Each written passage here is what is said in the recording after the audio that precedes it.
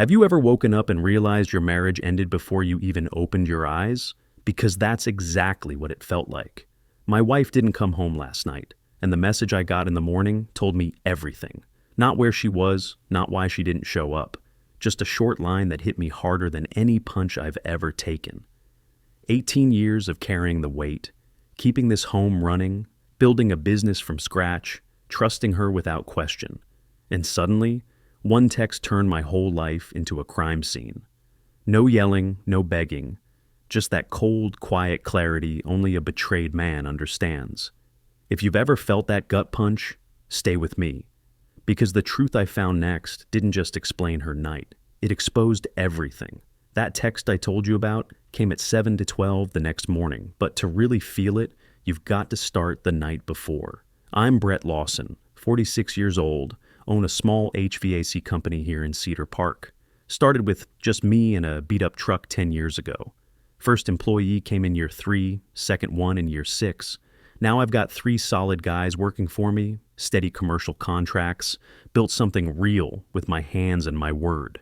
My life's not fancy, but it's solid. That Tuesday night was supposed to be like any other. I'd finished a big commercial install across town, got home around 6, made dinner for 2 like I always do. Amanda called on her way out of the office, laughing in that light way she does when she's excited about something. "Drinks with the marketing team tonight, honey. Don't wait up." So I didn't argue. I just set her plate in the fridge and ate mine at the kitchen table while Diesel lay by the front door, ears perked every time a car rolled by. My German Shepherd's got better instincts than I do, apparently. Always has. 9:30 became 10:15. 10:15 slid into midnight. The TV was just background noise, some late-night movie I wasn't really watching. I kept checking the driveway through the workshop window, listening for her Honda's engine, the familiar sound of gravel under tires. By 1 a.m., it was just me, Diesel, the porch light, and that blue glow from the microwave clock. 1:12, 1:27, 1:43. That's when it really hit me. I wasn't giving her space or being the understanding husband. I was just a man sitting in his own house, counting minutes instead of sleeping. At some point, staring at that empty driveway stopped being enough. I grabbed my phone and typed the simplest thing I could think of. "Everything okay?" No paragraph, no guilt trip. Just 3 words from a husband who'd been up all night wondering if his wife was dead in a ditch somewhere. I watched the screen like it was a lifeline. No typing bubble, no read notification, nothing. The house suddenly felt too loud and too quiet at the same time. That wall clock above the TV ticked every second like a tiny hammer against my skull. Diesel gave one short bark at the door, then laid his head back down with this low, uneasy whine that seemed to echo how I felt inside. Even he knew something was off. I walked to the front door and cracked it open. Texas night air hit my face. Cool for September, empty, full of other people's headlights in the distance. Our porch light threw this sad little circle on the driveway, lighting up the exact spot where her car should have been. Checked my phone again. Still nothing. No call, no text, no excuse. And right there in that doorway, with the clock punching holes in the silence behind me, I felt something in my chest quietly break. Not shatter like glass, just crack like old wood under too much weight. I don't remember falling asleep because I didn't. The alarm went off at 5:30 a.m., like it always does. I've got an early install job at a medical office across town, but it felt almost insulting. Same sound, totally different life. I swung my legs out of bed, and they were heavier than they'd ever been. Walked to the kitchen on autopilot, Diesel following with his nails clicking on the tile. Made black coffee the way I always do. 2 scoops, no sugar, except this time, my hands were shaking just enough to make the mug rattle against the granite countertop. That's when my phone buzzed. One message from Amanda. "I'm fine. Don't be dramatic. No, sorry. No, I should have called. No, I know I scared you." Just a line that took a whole night of worry and stomped on it like a cigarette butt. Dramatic. That word landed harder than any insult she could have thrown. I'd sat up all night thinking maybe she was in a hospital. Maybe something terrible had happened. And now, I was just the overreacting husband who couldn't handle his wife having a social life. Something in me straightened up right then. If I was dramatic for caring where my wife slept, then fine. But I wasn't going to be stupid on top of it. I'm not a snooper by nature. 10 years building my business on trust and straight dealing. I don't dig through purses or read over shoulders. But that morning, staring at Don't Be Dramatic, I realized I didn't owe blind faith to someone who couldn't send a 3-word apology. So I opened something I almost never touch, the Uber app on her phone. She'd left it on the kitchen counter, plugged into the charger like always. At first, it felt desperate, even pathetic. Then I saw it. Her profile, her trip history, little blue lines on a map, timestamps, the kind of cold details that don't care about feelings or explanations. One ride last night. Pickup 10:30 p.m. downtown office building. Okay, that made sense with her story. Drop off. A residential street I didn't recognize right away. Maple Ridge Drive. I zoomed in on the map, and there it was. The name tied to that address from a previous ride note. Jordan Winters. I'd met him at the company Christmas party last year. Good-looking guy from her marketing team, maybe 5 years younger than me. Married, 2 little kids. Amanda had laughed off my raised eyebrow back then when I mentioned him. He's just a coworker, Brett. He's got a family, relax. Standing there in my kitchen with cold coffee in my hand and no sleep in my body, that word echoed like a warning bell. Relax. Last December, it sounded reasonable. This morning, it felt like someone had poured gasoline all over my marriage and handed her the match. I stared at that Uber screen, feeling 2 choices looking back at me. Blow up her phone like some jealous teenager, or act like a man who finally sees the truth. So I did the simplest thing first. Screenshots. The time, the pickup, the drop-off, Jordan's name, the little blue route on the map, every detail. Then I made a new folder on my phone. I didn't call it evidence. I called it truth, because that's what I was done arguing with. Feelings can be spun, words can be twisted, screenshots don't lie. I didn't text her, didn't ask why, didn't send a single angry message she could flip back on me later. I put my phone down, grabbed my work bag, and went to my first job of the day. Out on the road, installing a new system for that medical office, I felt something strange. Control. While I was running copper lines and checking electrical connections, a thought settled in, clear as ice water. This is the line. I'm not chasing her story anymore. She can come home and face mine. My crew could tell something was up. Andy, my lead installer, asked twice if I was all right. Boss, you seem, I don't know, different today. Just thinking through some things, I told him, tightening a connection with maybe more force than necessary. Everything cool at home? Andy's been with me 6 years. Good guy, solid worker. He can read people. Getting there, I said, and meant it. By lunch break, I hadn't slept, but my mind was steady. If Amanda wanted to walk out on our marriage for some marketing guy with kids at home, fine. I was about to show her that the door isn't always open when she decides to wander back. Most contractors spend lunch in their truck, scrolling their phones. I spent mine changing the lock on my front door. Drove to Hoffman Hardware, the kind of place that still smells like metal and sawdust, where old Pete behind the counter knows every contractor in town by name. He's probably sold me $10,000 worth of parts over the years. Brett, what can I do for you today? I picked out a solid deadbolt, nothing fancy, just security, good brass, smooth action, the kind that'll last 20 years. Keeping the bad guys out? Pete joked as he rang it up. I just nodded. He had no idea. By 1:15, I was standing on my own porch, unscrewing the lock Amanda had used for 18 years. Diesel sat right behind me, head tilted like he was supervising the operation. The Texas sun bounced off the new brass as I slid it into place, tested the action. Smooth, solid, final. Inside, I laid her old key right in the middle of the kitchen table. That tiny piece of metal suddenly meant everything. Access, trust, home. And she didn't have it anymore. I let out one short breath. Not dramatic, not shaky, just heavy. The kind of sigh a man releases when he's finally done being taken for granted. The rest of that workday felt like moving underwater. I finished the medical office install, signed invoices, made small talk I didn't hear. Every time my phone buzzed, it wasn't her. She'd gone quiet again, probably sleeping off whatever kind of night she'd had. Willis called around 4. Old friend from high school, runs a plumbing business across town. We grab beers maybe once a month, talk shop, complain about suppliers. Brett, you sound like hell, brother. Everything okay? For a second, I thought about unloading everything. Willis went through his own divorce 3 years back. He'd understand. But I wasn't ready for that conversation yet. Getting there, I said. Well, if you need to talk, you know where to find me. Sometimes a man's gotta make hard choices. Yeah, I said. Sometimes he does. By late afternoon, I headed home earlier than usual, not to rest, to wait. I pulled the living room curtains most of the way closed, left just a thin strip open. The house was dim, washed in that soft orange light you get right before the Texas sun drops behind the roof lines. Diesel lay by my feet, picking up on every bit of tension I couldn't hide. I didn't turn on the TV, didn't put on music, just sat in silence, listening for the sound of her Honda, gravel under tires, doors closing. When an engine finally slowed in front of the house around 6:45, my heart didn't race. That was the strange part. No panic left, just this flat, solid coldness where the fear used to be. I stood up, moved to the entryway, and took my place behind the frosted glass of the front door.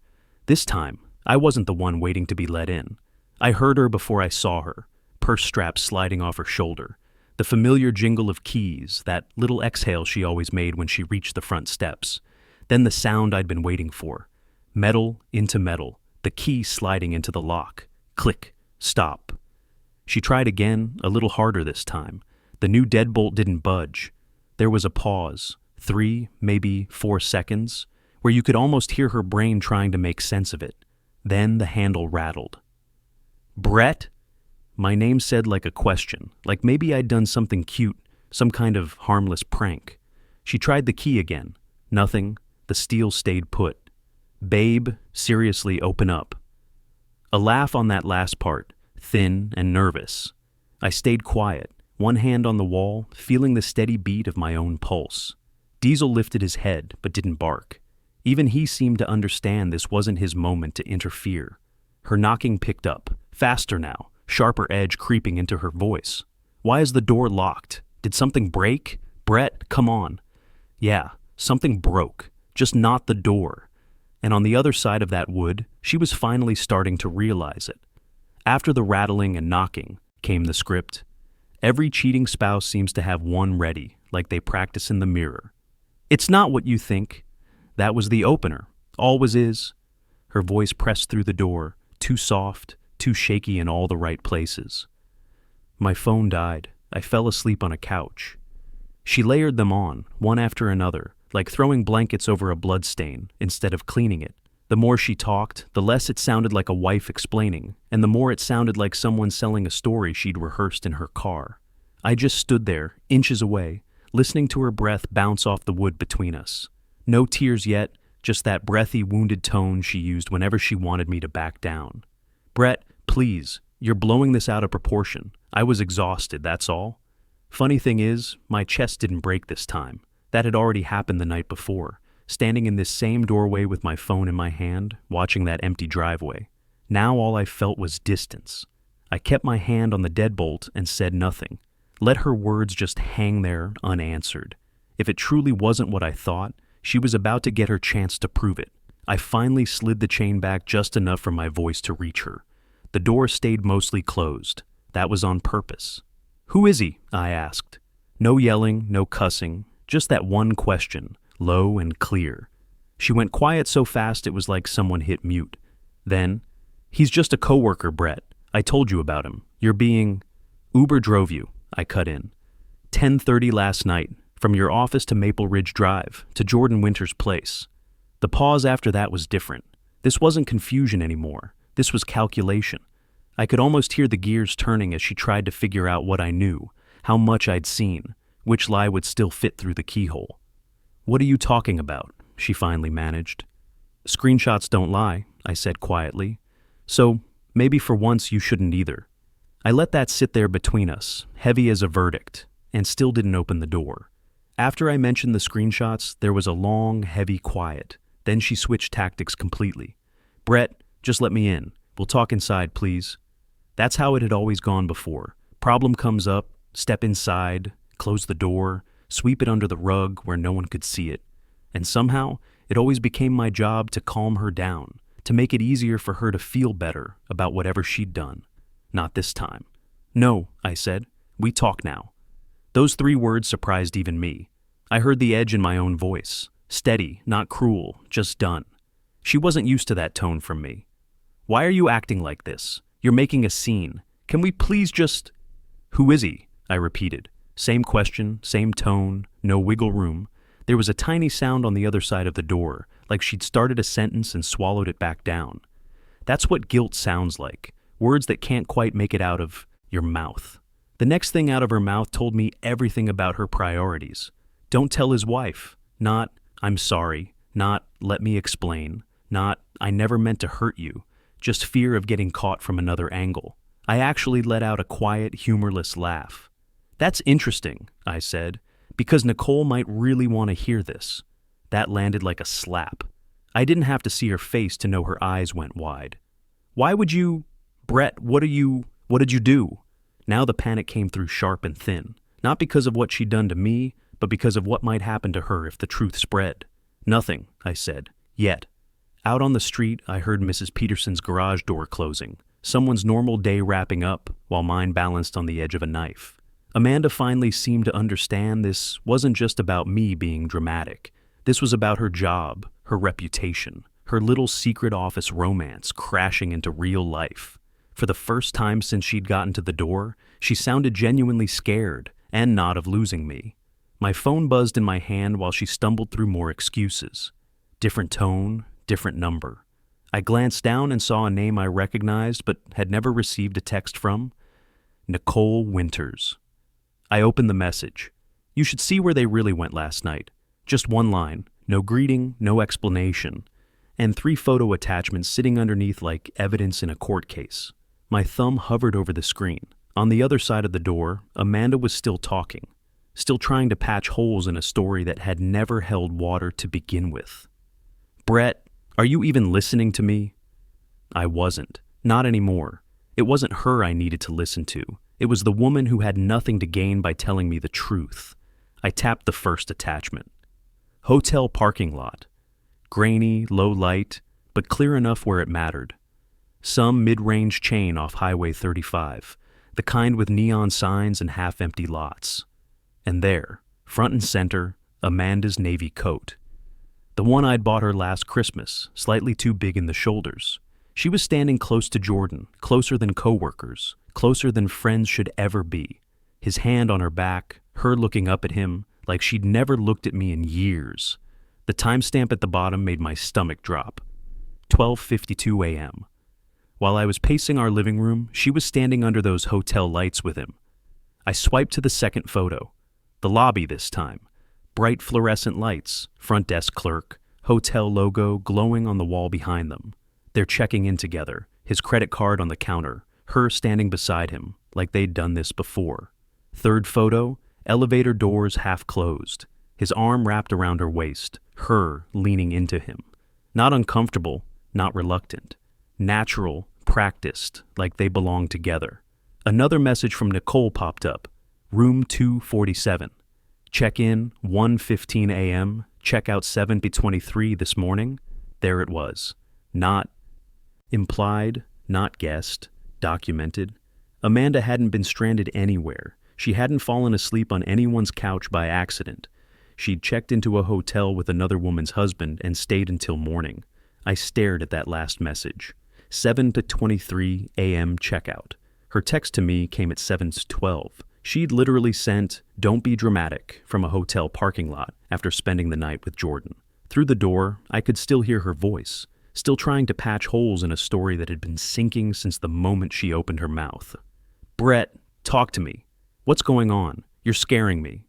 I slid the chain back and opened the door just enough for us to see each other. Not wide, just a hand's width. Enough for the truth to fit through, not her. Her eyes were red, mascara smudged, clutching her purse strap like a lifeline. Brett, please, she whispered. We can fix this. I held her gaze. For once I didn't drop my eyes to the floor, didn't soften just because she was crying. Fix what? I asked. The lie or the marriage you threw away for it? She opened her mouth, but nothing came out.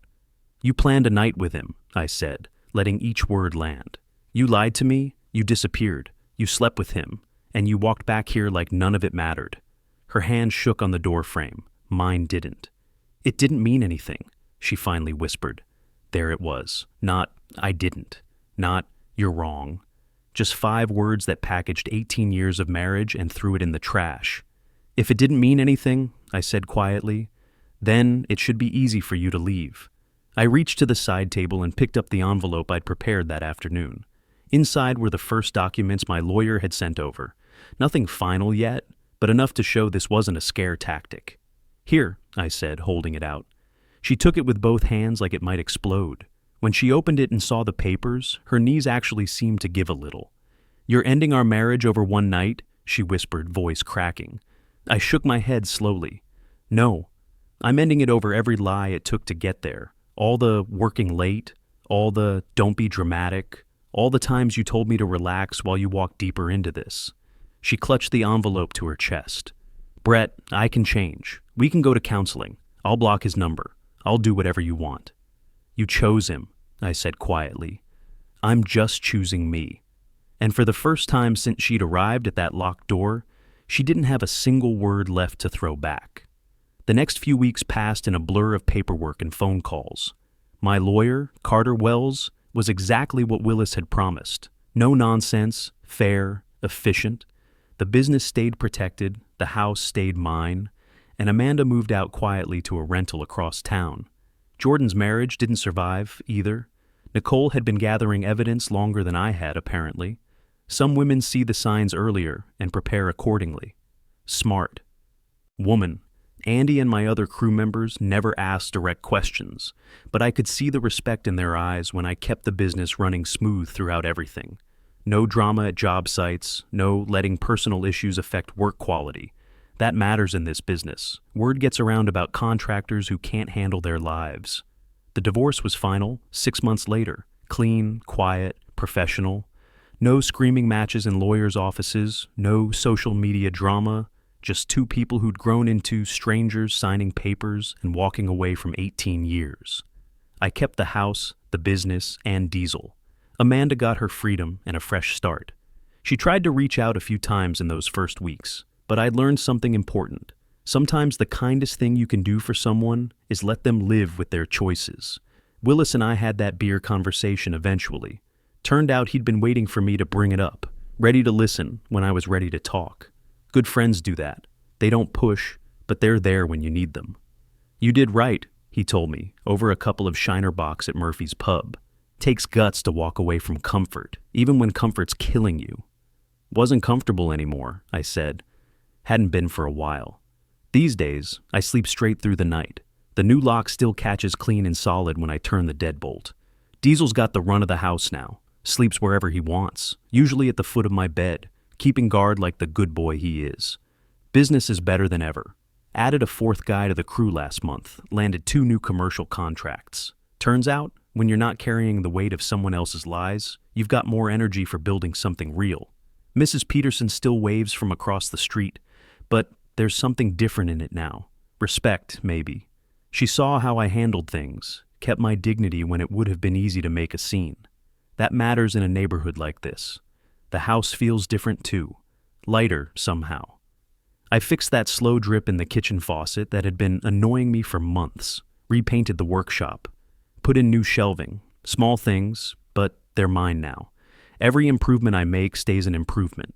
Sometimes I think about that morning, standing in my kitchen with cold coffee and a phone full of screenshots. How clear everything became once I stopped trying to fix something that was already broken. Some things can't be repaired, not because you don't want to, but because the damage isn't accidental, it's intentional. I didn't end my marriage over one night in a hotel. I ended it over every lie it took to get there, every relax, every don't be dramatic, every time she made me question my own instincts while she walked deeper into her double life. If you've ever taken that gut punch, the kind where your chest goes hollow and the life you thought you had falls straight through it, hear me on this. You're not crazy. You're not weak. You're not alone. You were allowed to draw a line and say, this is where it stops. I fix things for a living. Always have. But the best repair job I ever did was learning the difference between something worth saving and something that needed to be replaced. And that choice, choosing self-respect over trying to save what was already gone, turned out to be the foundation for everything I've built since.